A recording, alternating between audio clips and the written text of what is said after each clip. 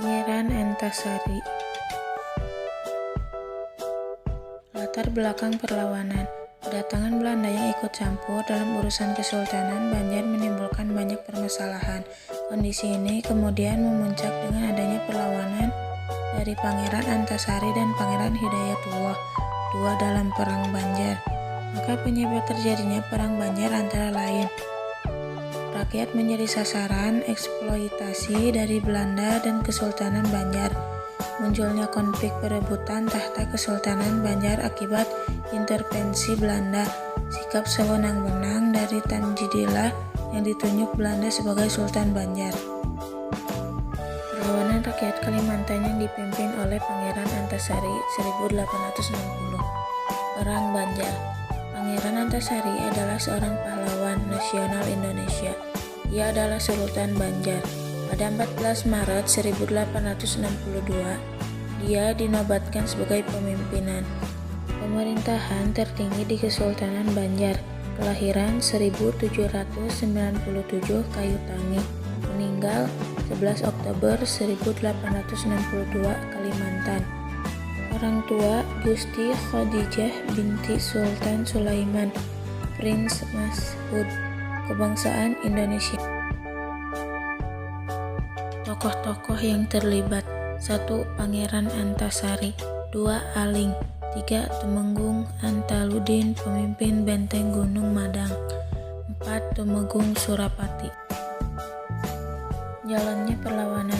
Perlawanan rakyat Banjar dimulai saat Belanda mengangkat Pangeran Tamjidillah II sebagai Sultan Banjar pada tahun 1859. Padahal waktu itu sosok yang seharusnya naik tahta menjadi Sultan Banjar adalah Pangeran Hidayatullah II.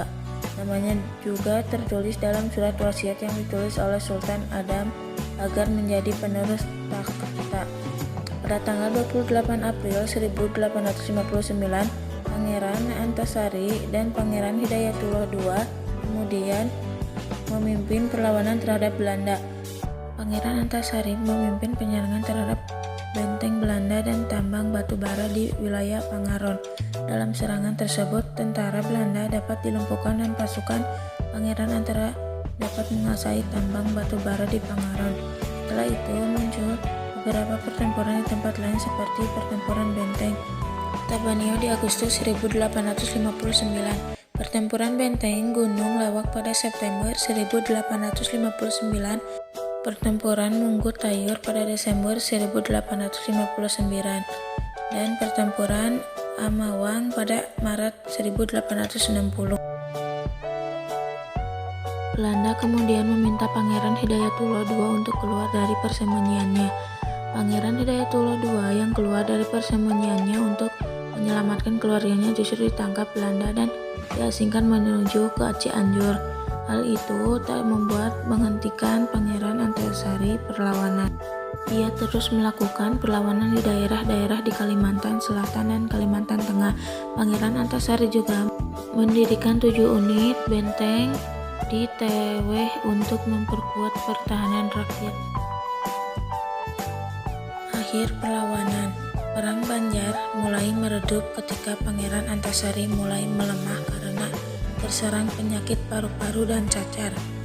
Perjuangannya terus dilakukan hingga Pangeran Antasari wafat pada 11 Oktober 1862. Gusti Matseman, Gusti Acil, Gusti Muhammad Arsyad, dan Antung Durrahman melanjutkan perjuangan di Perang Banjar hingga titik darah penghabisan.